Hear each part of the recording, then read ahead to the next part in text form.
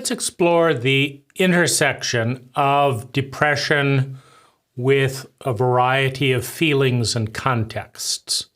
So let's start with the connection between depression and trauma. So trauma occurs, particularly chronic trauma, in a sociopathic environment. Meaning, if you have an empathic and competent environment, people in it are not traumatized. So you've got an environment where a large energy, that's what trauma is.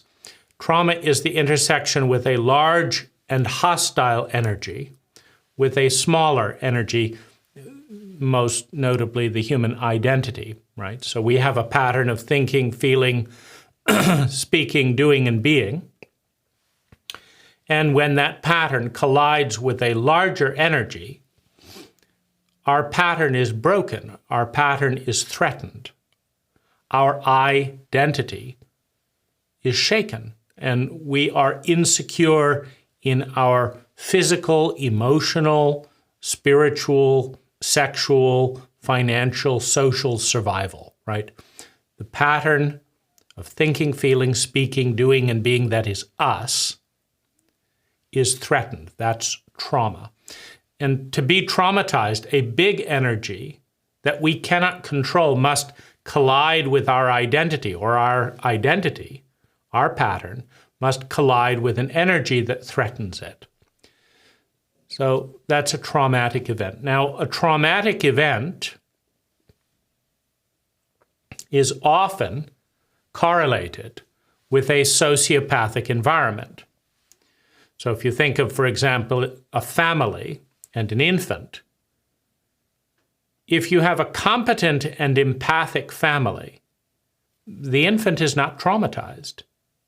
If you have an incompetent or a sociopathic family, then the infant is chronically traumatized. And in such a way, in a dependent relationship, that it cannot respond to the trauma. It's in a dependent relationship with a sociopathic pattern. Now, this could be as simple as the incompetence of not grasping the responsibility of a relationship between a giant and an infant. Because to an infant in a dependent state, everyone around it is a giant, capable of destroying its life. And so things that might be funny or teasing to an adult, a grown person of the same size, can be terrifying.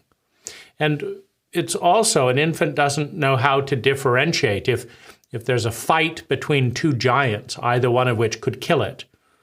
And the people fighting are enraged, and they look at the child.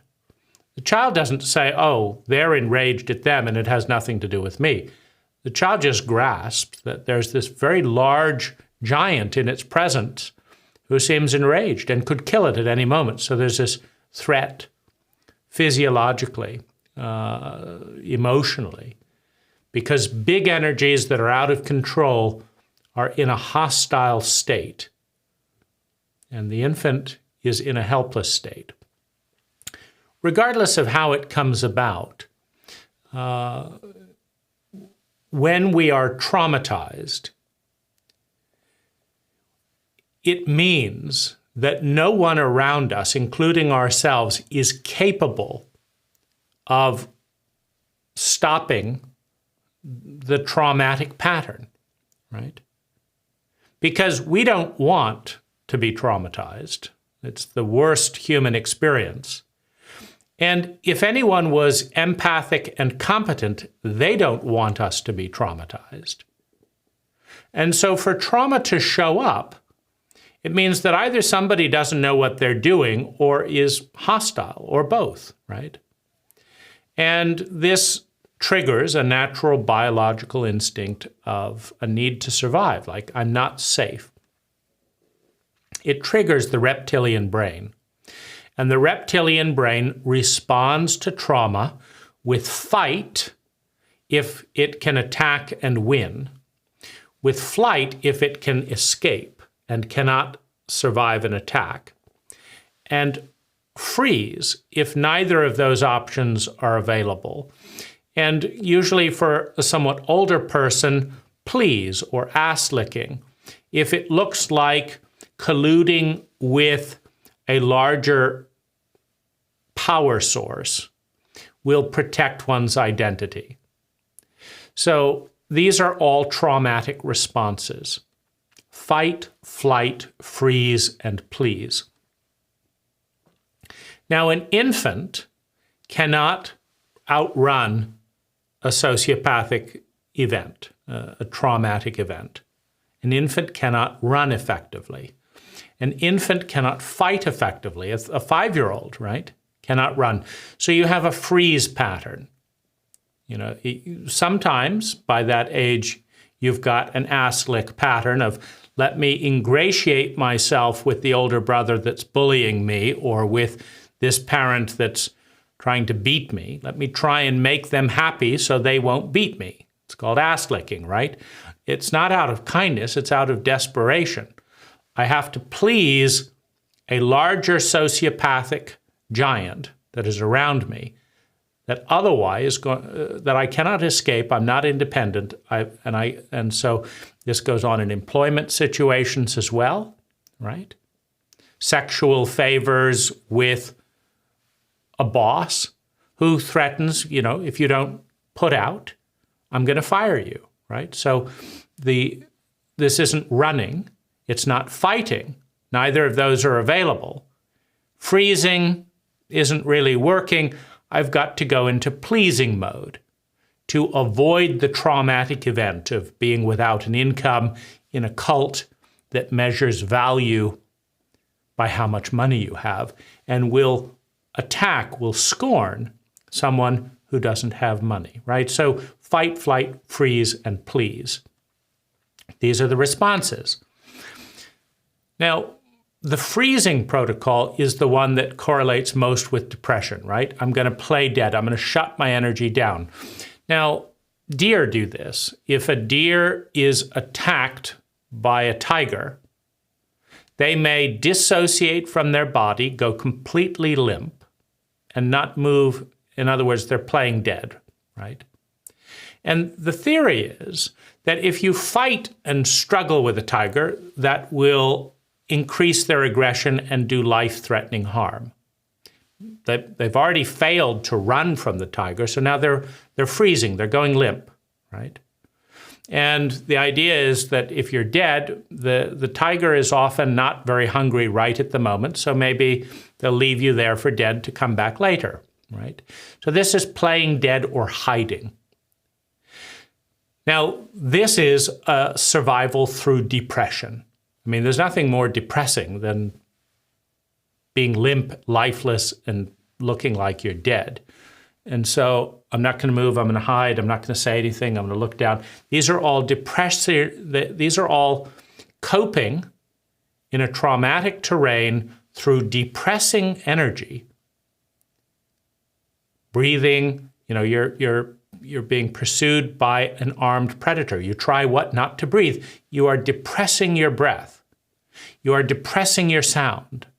You're depressing your movement, right? As a means to survive. Now, what this means is that for those of us who were traumatized at a young age, freezing, depressing our energy, may have been the single most effective way to get through it. It also occurs in bullying dynamics, right? If you're screaming and saying, "Don't hit me," often a bully will hit again. If you curl up in a fetal position and just don't move, usually before death, they will leave. It's boring to hit a numb fetus, right? But if you lash out, they'll keep at it, right? And so this is a reptilian response to a sociopathic environment. Now, having learned that you cannot survive a conflict by running, you cannot survive a conflict by fighting, and freezing keeps you alive. When you have an encounter later on in life, your body will volunteer the freeze protocol.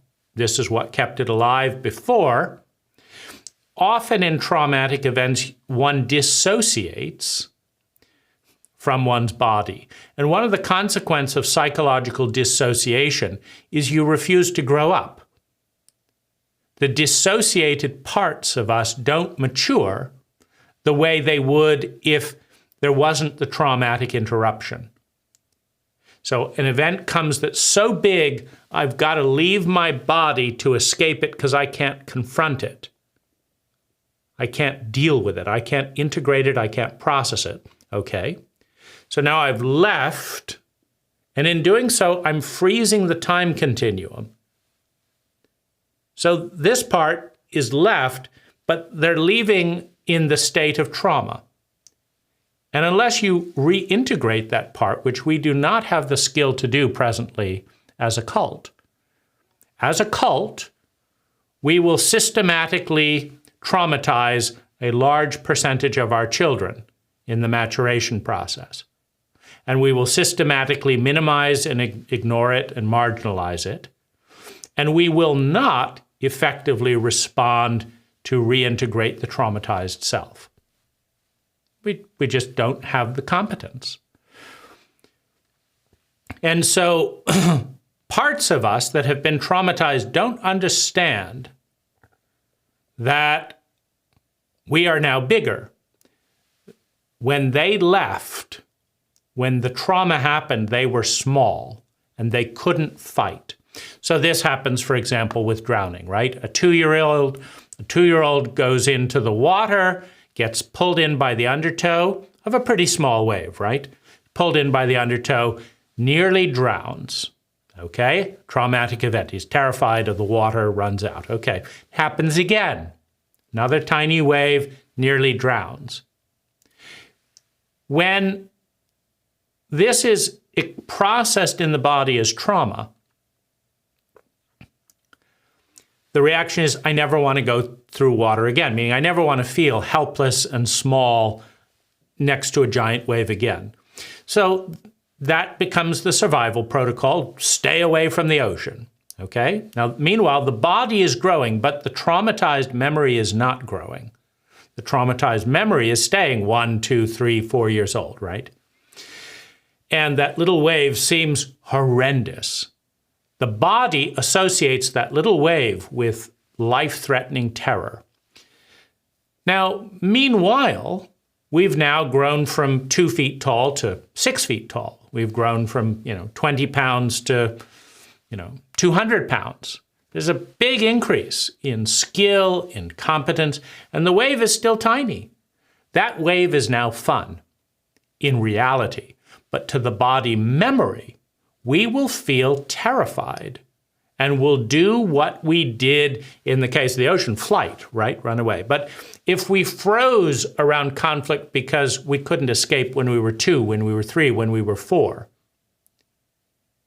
when we confront the same type of traumatic event that we could now win by fighting or running, we will instinctively default to what kept us alive at 2 and 3 and 4, right? If you develop PTSD or complex PTSD at a young age, that response in the body gets programmed in.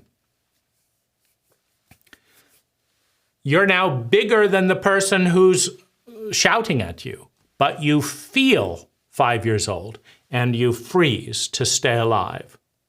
Don't hit me, right? You freeze to stay alive. It's an overwhelming experience. So where does all this tie in with depression? Well, if your protocol for survival, which is highly likely if you were traumatized when you were below 5 years old, if your protocol in a traumatic environment was freeze, you now have a variety of triggering events that can come at you, aggression, various things that come at you. You feel 5 years old, 3 years old, and you freeze. And so someone takes your stapler and doesn't give it back, and you freeze. And your boss says, hey, you've got to work harder and I'm not going to pay you anymore, and you freeze, right? So your response basically to anything that you don't like is to freeze in order to survive it. But that's only part of you, right? The traumatized, regressed part, the part that stays feeling young and terrified, that part is freezing, and it is taking command of the body, and it's taking command of your voice, and you can't speak up, and you can't change the pattern. But you do have an older part that is a minority vote in what is perceived as a traumatic event. And the older part is saying, this is outrageous. I'm being walked on here, I'm being walked on there. But your body shuts down. And so now you have a witness part that's watching this over and over again and says it's pointless. I'm just someone who lets everyone walk on me. I don't know why. I don't understand it. Why would you? You're in a traumatically illiterate culture that shames people for symptoms of trauma that the cult causes and is too incompetent to repair. So everyone in the cult is blaming you for that state of affairs. And so you've internalized, you haven't fought that either. Now you're blaming yourself. What's wrong with me? Why can't I stand up for myself? Because your body learned that in order to live, you had to freeze. That's what got you through. And having that bludgeoned into you by a sociopathic cult, you've never learned anything different. Because the same sociopathic cult that bludgeoned that into you didn't think that traumatic literacy was worth its time, right? Sadistic and incompetent cults have the capacity to hurt their members in ways they lack the competency to repair. And so, join the American cult.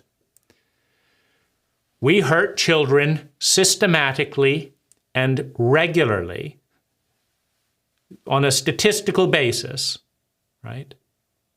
And we lack the competency, the intelligence, the empathy to respond with the same effectiveness to the traumas that we cause. And as a result, we induce this complex PTSD. I'm a host for complex PTSD in my body. I know these sensations. I've lived them all my life, right? Because my cult knows how to do this to children. It just doesn't know how to heal the damage it does to children. And that makes sense, as Einstein points out, right?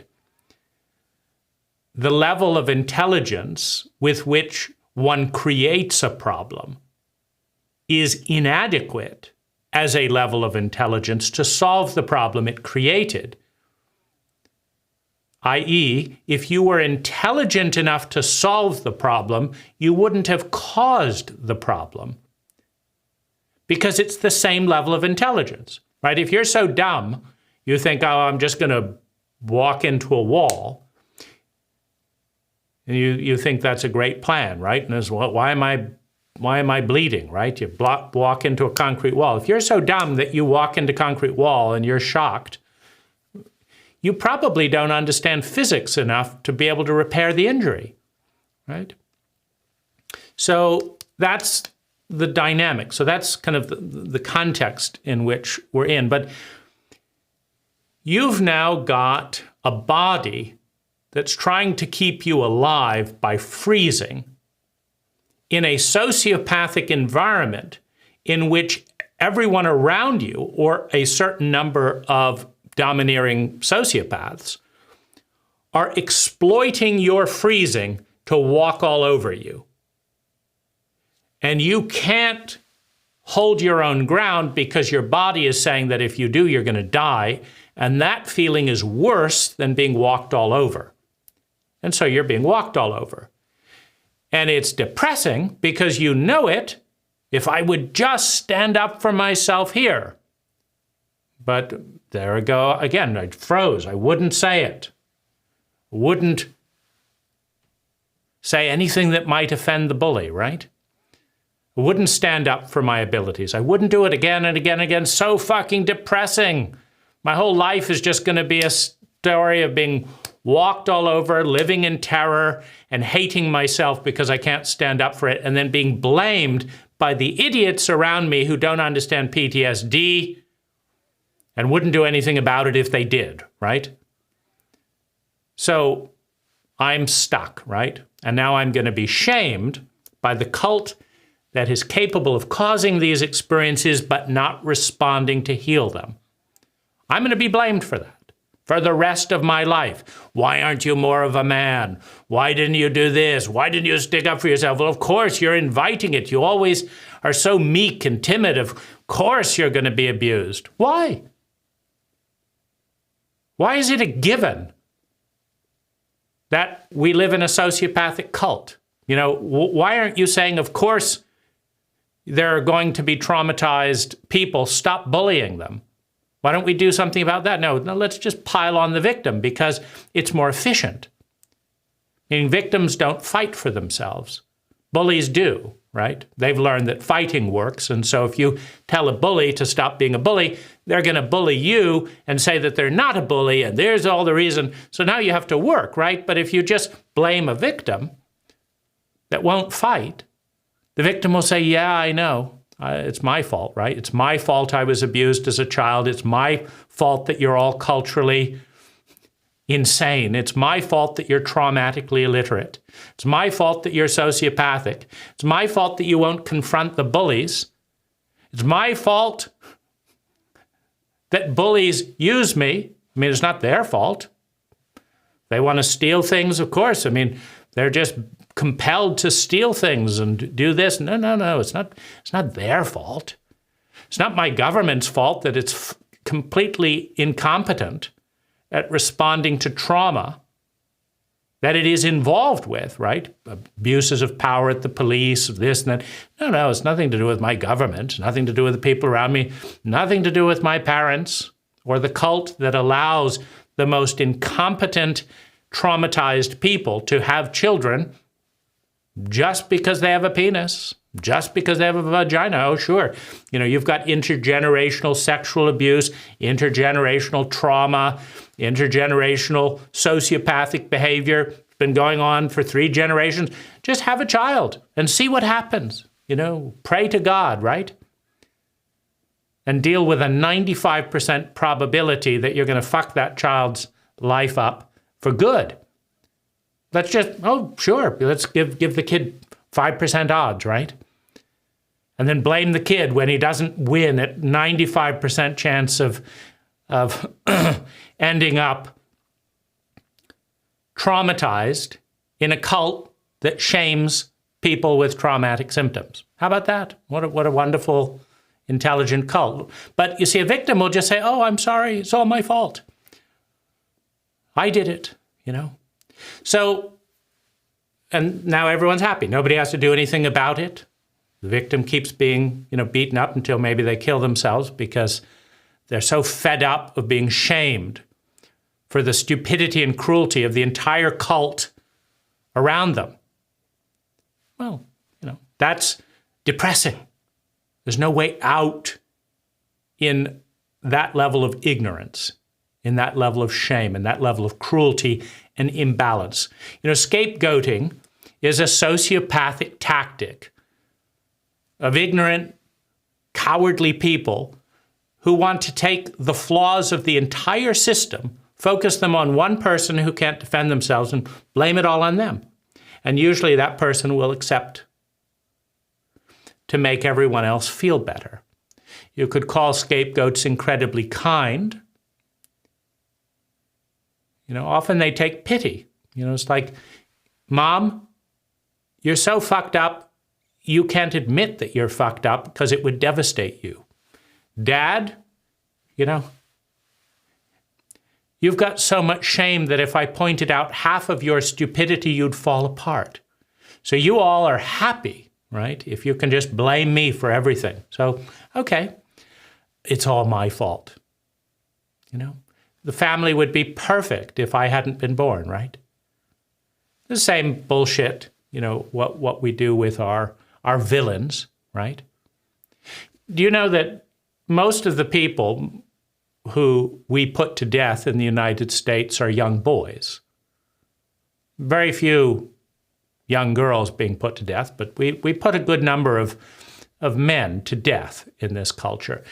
The majority of them, in one study, had been repeatedly sexually abused by an older man when they were young in a cult that tells them they will go to hell for being a homosexual and will shame them for being a homosexual and humiliate them for having feelings.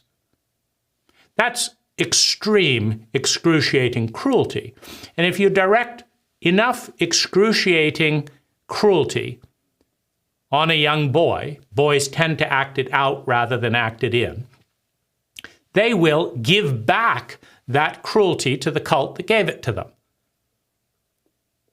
But no, let's put them to death. You know, if we could get rid of these horrendous young boys who are expressing the outrage of the stupidity and ignorance we've funneled into their bodies by the men supposed to protect them. Like, let's not talk about why we can't raise men who protect boys. Let's not talk about the 5% of pedophilic Catholic priests protected by the Vatican. Let's not talk about anything adult. Let's just find some poor schmuck that can't manage the pain we pack into their body, usually men, and kill him. Profound stupidity, profound cruelty, heartbreaking amounts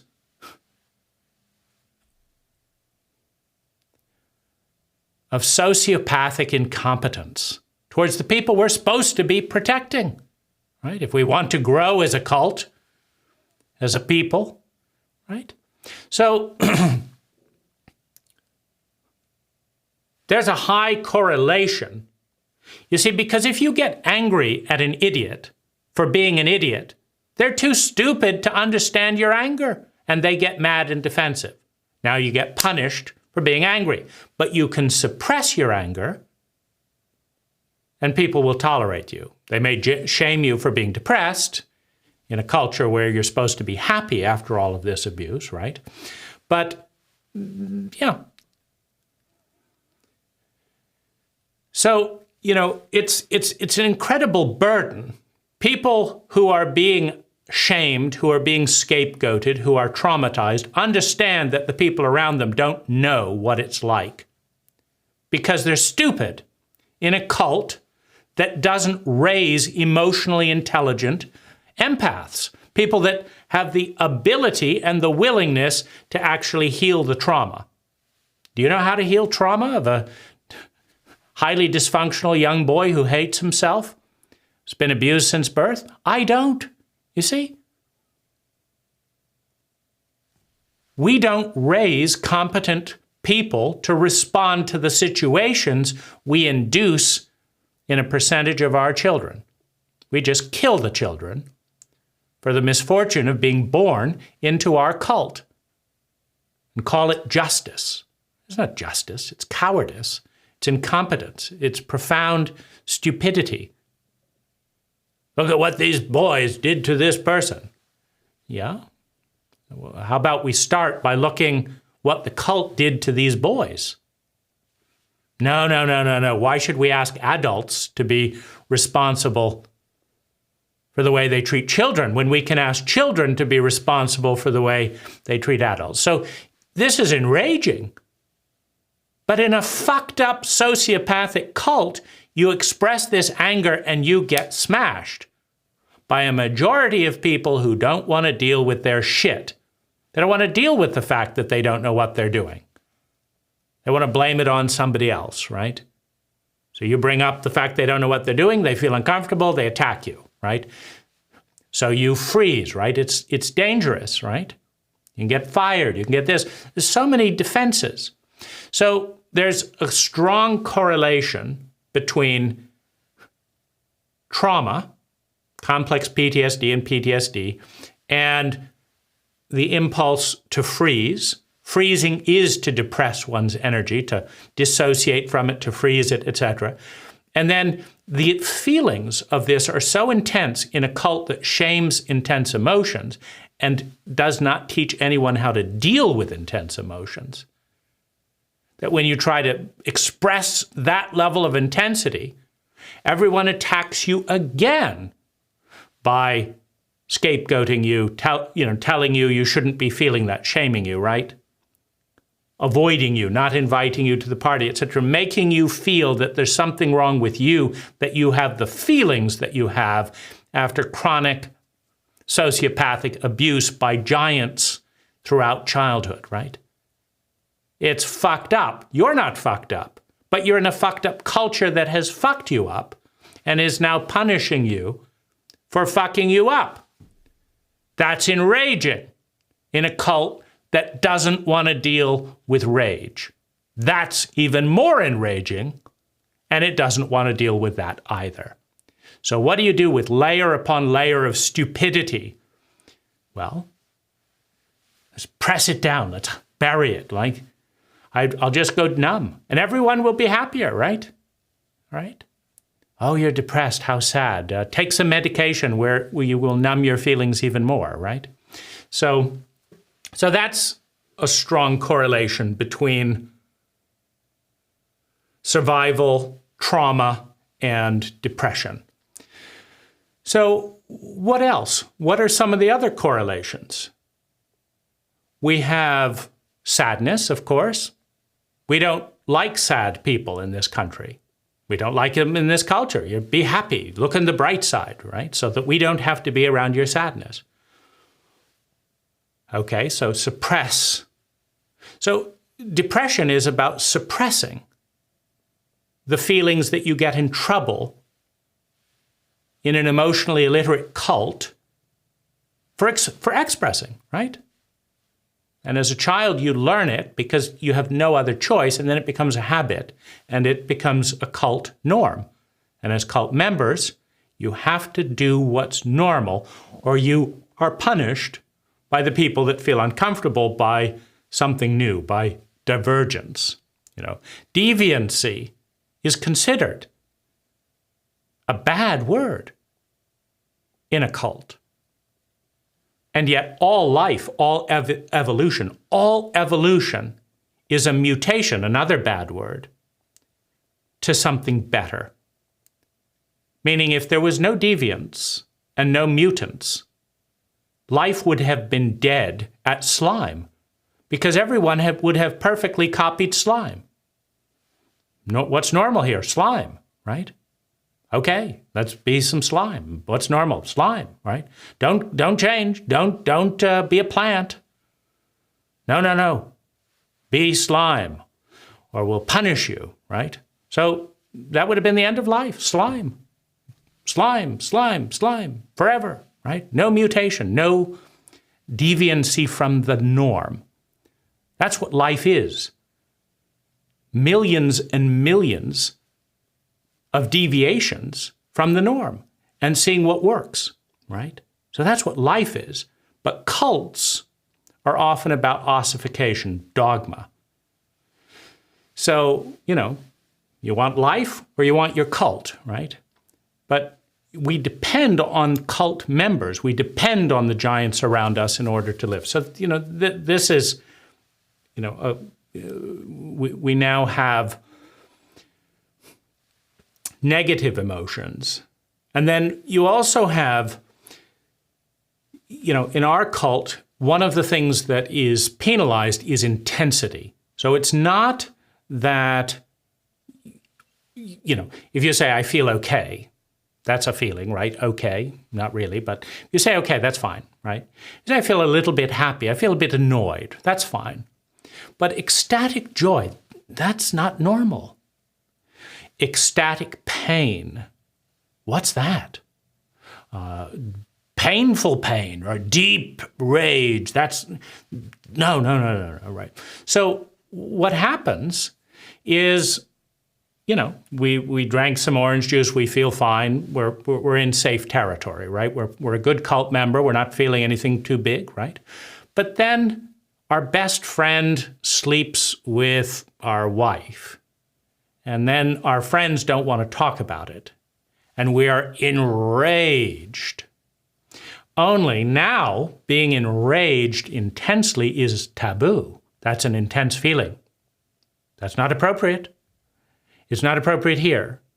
And then here, no, it's not appropriate there. No, it's not appropriate. In fact, there is absolutely no area where it is appropriate. How about that?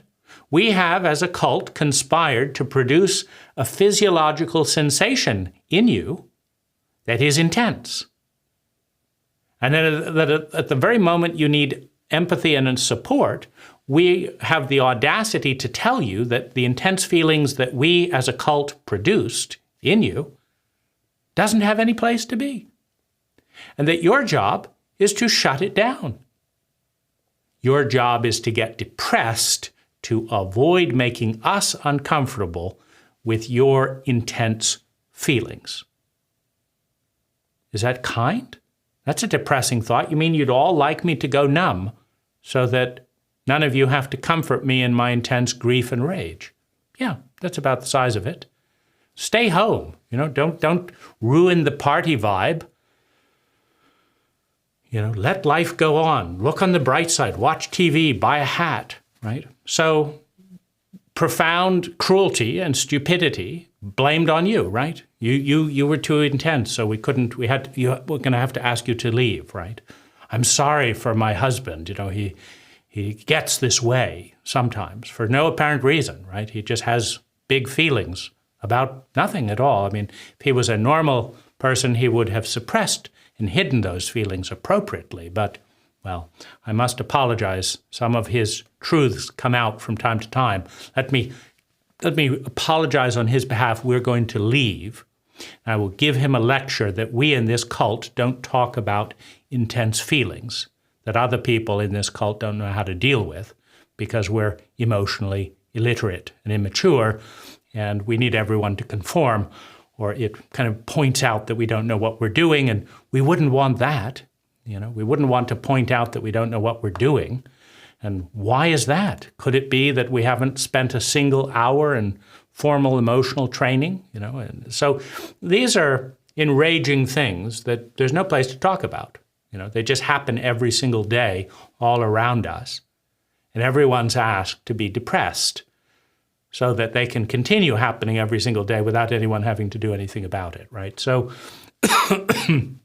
so intensity of anything, but particularly anger and rage and grief, right? Or jealousy, right? We're not supposed to be intensely jealous. Like, that's a outrageous taboo. Look at that person, screaming and da-da-da-da-da, All her partner did was have sex with her best friend. What's the big deal? We're just going to humiliate and laugh at her behind her back and conspire to keep the affair a secret and then say, well, I saw it all along, but I didn't want to damage your marriage by actually telling you, just tremendous stupidity. And then we want to get kudos, right? We want to be praised for our stupidity, right? It's not enough that, we lash you with salt in the point you're most tender. Let's then get praise for how understanding we need you to be about our stupidity, right? So pulling on the person that really needs a little bit of validation and attention at that point, and asking them to praise us and forgive us for our stupidity when they'd like us to give some help, right? So massive area for depression, in this whole area. Sadness and pain. Pain is really, really horrible in a cult that doesn't know how to respond to really horrible pain. It'll get better with time. Great, yeah. I can barely move, I just have to wait 2 years. Amazing. What a great insight, Feels, I'll feel better if I still live in 2 years, right? How long, anyway, take care, right? Oh gosh, What a horrible thing. But, we don't have hugging circles. We don't have grieving circles. We don't really show up to support people. We just expect them to bury it, right? I was with a client the other day. Her dad died. She's out drinking, and all of her friends expect her to shut up about it and just make small talk, make little jokes, and pretend that her grief isn't there because they're all too stupid to grieve. It never occurs to her in a cult like this to actually cry and weep and do something useful to move that energy out of her body. So she's just accepted that her job is to shut up about it, and they've just accepted that it's perfectly fine that they don't know how to be a friend at a time of death. So bizarre and normal in our cult. So, another reason to be depressed, right? How miserable is that? Well, nobody wants to hear that that's miserable. So what do you do with that energy? So all of these things just layer upon layer upon layer upon layer, right? And then when you realize that you're getting in trouble when you break the law of no intense feelings, the law of nobody tells the truth about this, the law of nobody objects to chronic sociopathic behavior. The law that we tell the person, well, you shouldn't have left the car door open. Really? You don't want to tell the thief he shouldn't have stolen the purse?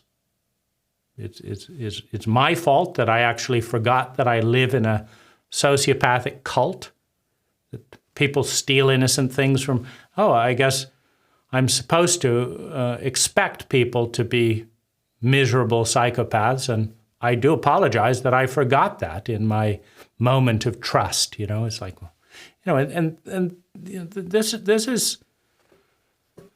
is not a very pleasant thing to see, and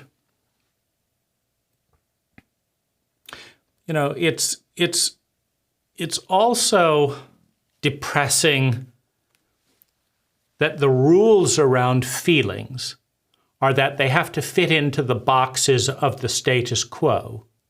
So at a therapist, you are supposedly, in some therapeutic situations, allowed to get angry. You probably can't scream. The therapist, they'll hear me across the street.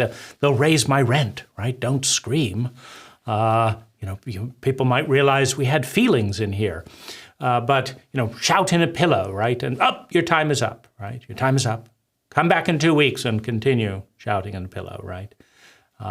And of course, the person you're shouting at will never know that you had feelings because you've paid me enough money to keep my lips sealed, right? That's also irritating. Turn on my feelings, turn them off, come back in 2 weeks. Oh, we're done now. What about when I'm done, right? What about a world where we actually had time for people to have the feelings they have when they have them until they're done? Well, we can't have that.